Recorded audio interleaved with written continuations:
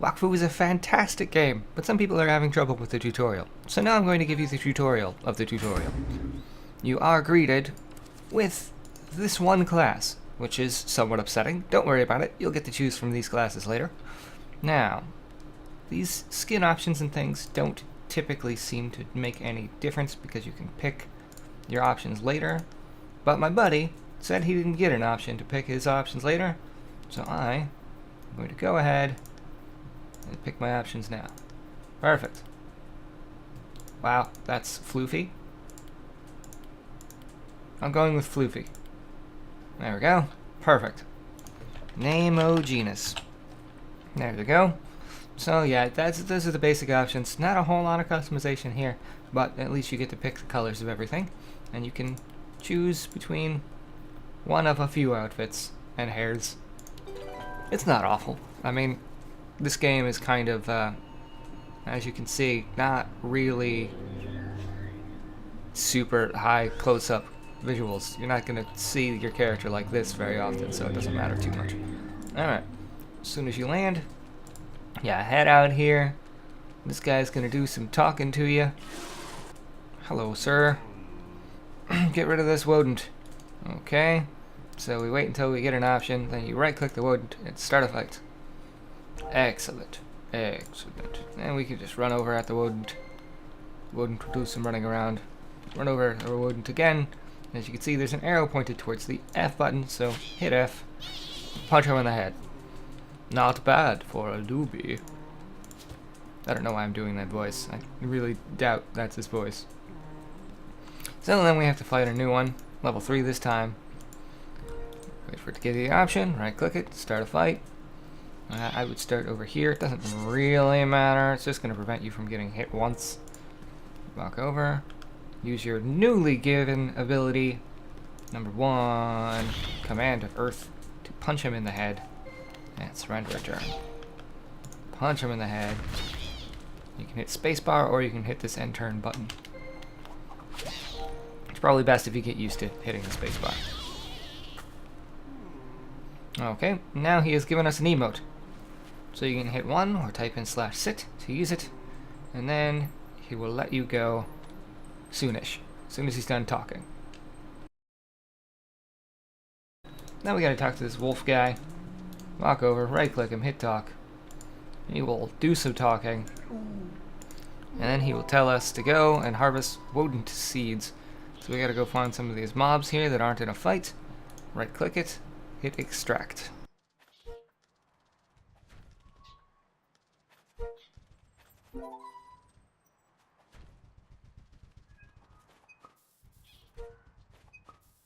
They seem to have removed the planting portion of the quest, so you don't have to do this thing I'm doing right now. What you do need to do is get in a fight with some of these. There we are. Well, let's go over here to save some time. Punch him. There we go. So it looks like they removed that part of the quest, which is good because it was buggy. And then when they replaced it, they accidentally replaced it in a different language.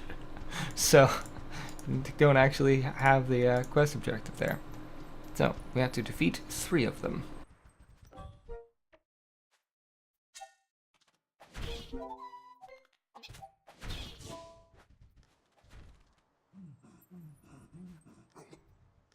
Distribute at least 1 skill point. This one sometimes comes early before I've leveled. In this case it did not. We're good to get our level in. I don't know what I want to spend it on though, that's a problem.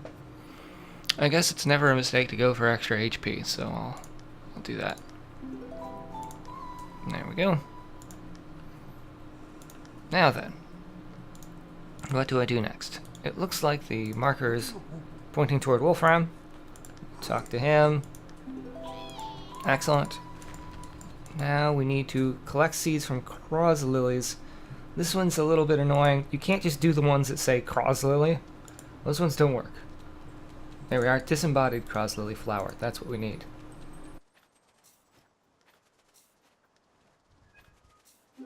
There we are. Defeat the disciple in the distance dojo. That means we can now run over here and hop in this cannon. It is the safest way to travel. I hear that you get more accidents driving than you do from cannon travel. Okay, first dojo. We just walk in here. We wait for him to stop talking, then we have to start a fight with a rodent that will show up right here. In this fight, you're going to learn the new spell and use it to reach rodent. Good. Fight. Ready? Fight. As soon as you hit the fight button, you will have a new spell here. You have to run around over to this spot over here, and then you will be able to reach him. Hit him once, hit him twice, then you're done. Now we could walk out over here. We run up to the next one. Oh, chest. This will give you a new emote. Hooray! I can show you the other chest that's on this island as well. No problem. During the fight, the element that you use will influence your damages. So what they want you to do on this one is, instead of left clicking to do things with him, they want you to right click him. Gotta wait for the fight to start apparently. Now we can right click him. I guess the icon works easiest. And you can see that he has much less damage reduction for wind damage. So you can use command of air, which is wind elemental. I am an idiot, ran over here. So don't do what I do. What you want to do? Let's go here.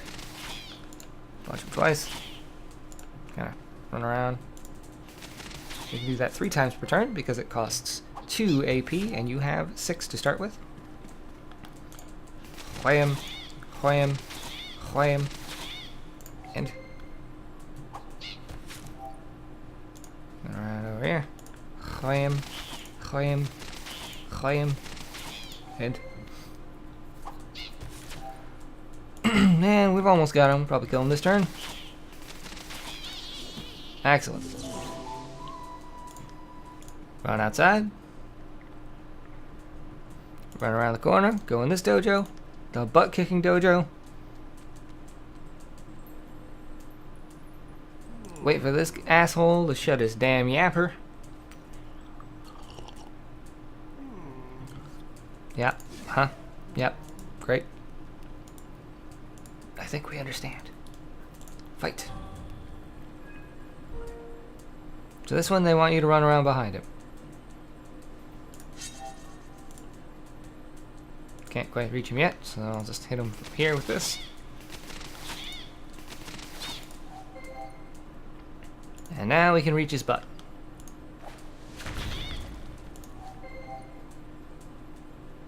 One more go. That'll do it. So we run outside again. Next dojo. Support dojo.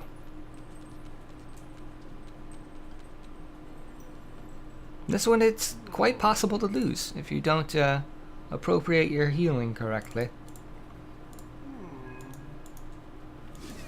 So, the goal on this one will be to heal an ally. They'll give us a little goobly guy to heal, and they'll give us a new spell to heal with. So you can't do shit for damage to him, so you have to let your little buddy do the damage. And from time to time, you can throw a heal. No point in taking your turns, making them take forever, so you might as well just go ahead, let them swing, and end your turn. Heal, and end the turn.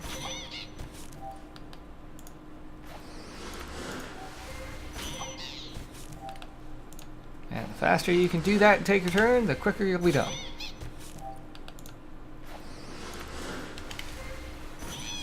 Ta-da!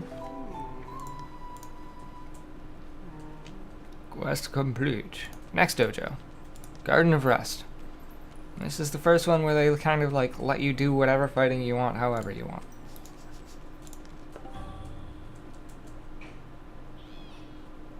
Okay. I don't think you really need me to tell you how to do this.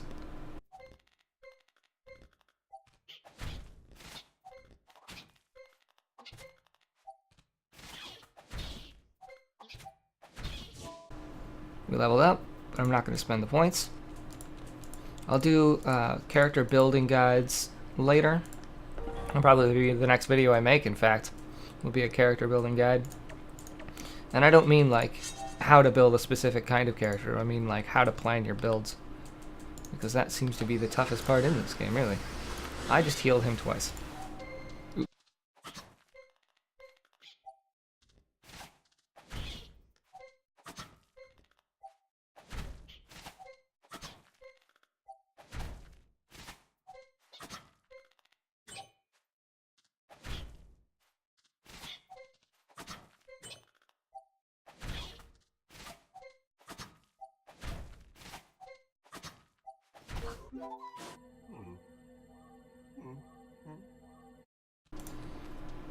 Alright, so now we're supposed to go and fight in the Woden dungeon. I don't think I have a key for that yet. No, I do not. Better equip that axe, though. Okay, I do believe there's another chest. Yep, right over here. So you might as well snag that. Get yourself a new emote. The laugh emote. Hooray! And I can also wave. Okay. Moving on. I need to kill some rabbits. Let me extract some seeds so that I have more groups. So this is something you might have to do if you haven't gotten any of the rabbits yet. You haven't gotten any of the rabbit keys to the Woden dungeon. So I will fight these until I get a key, and then I'll come back. Alright, there, as you can see, I have got a key right there. And I also got a chest piece. I might as well equip that since I don't have anything equipped there yet. Whoop-a-doop. Chest piece equipped. Now, I run up in here, which is just so close. Use the key, open the dungeon. The rules of this are, you get to a room, you fight the thing in that room, then you can get to the next room. Watch out for these cells on the outside. They will do something. Minus 10 HP when you touch it. And if you're on it at the beginning of your turn, you take minus 10 HP again. So that's no good.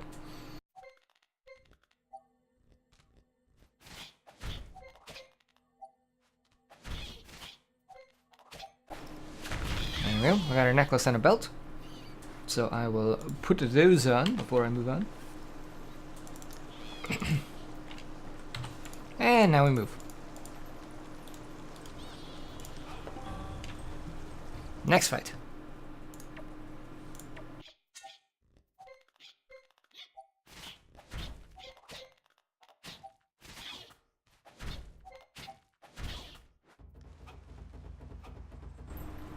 The old tutorial had a big old room like this.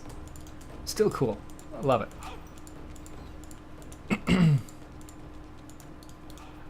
Last room. The wind room with the dark Woden.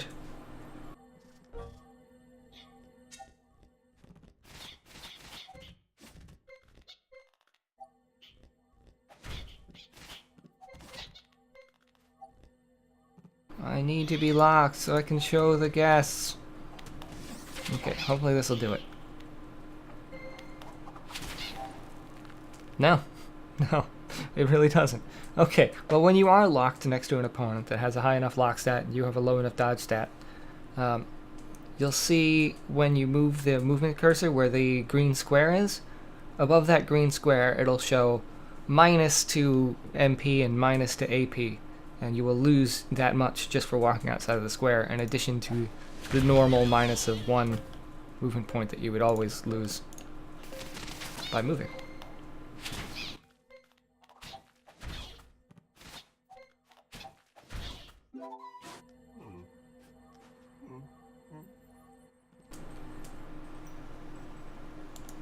Okay. Now we just walk over here, talk to Soke. It's okay.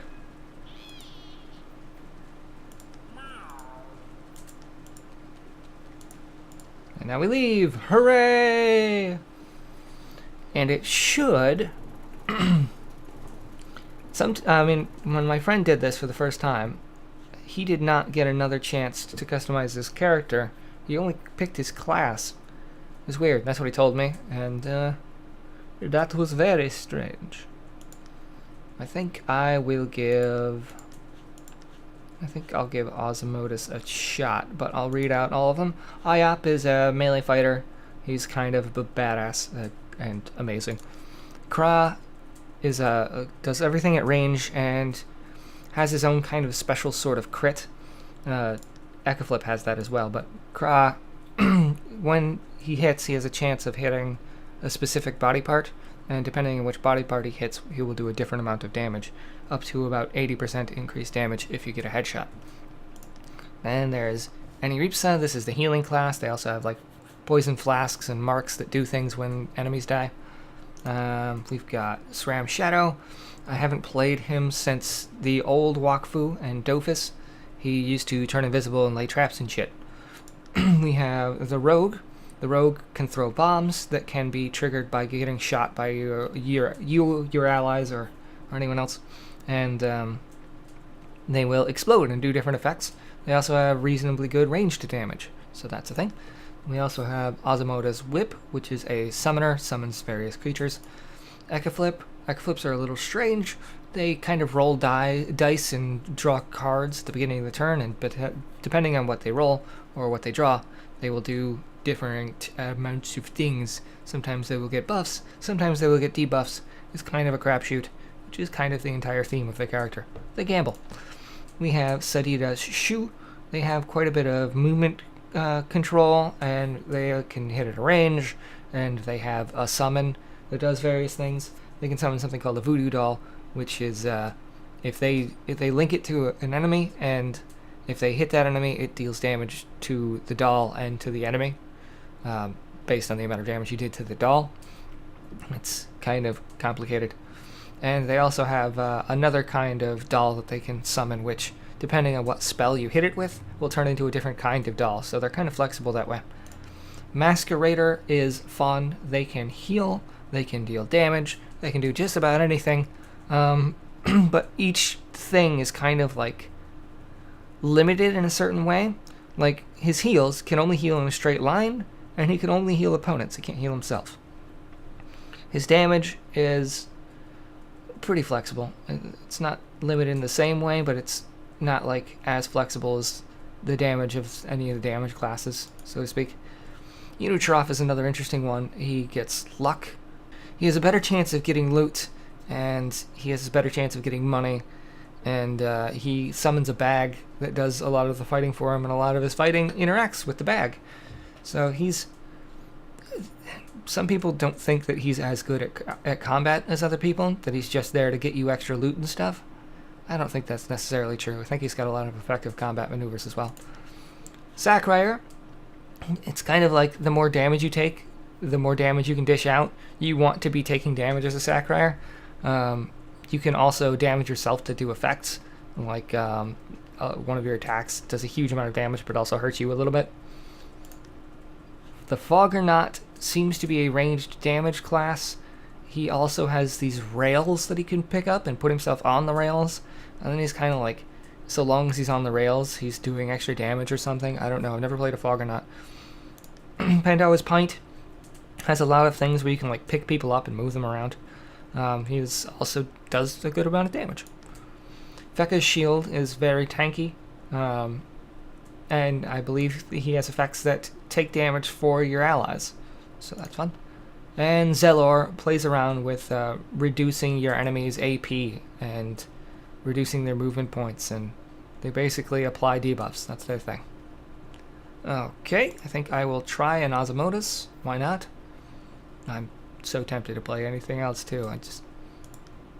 I don't know.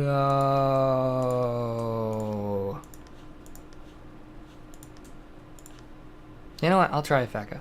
Fekka sounds good. You got your 3 hair options and your 3 body options.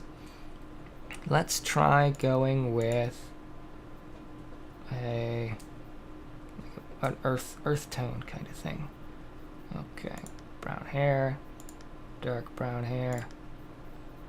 I'll go with green eyes is good. And I want darker skin. There we go. Looking good, buddy. Okay, there we go. That has been the introduction to the game. Now enjoy this cutscene.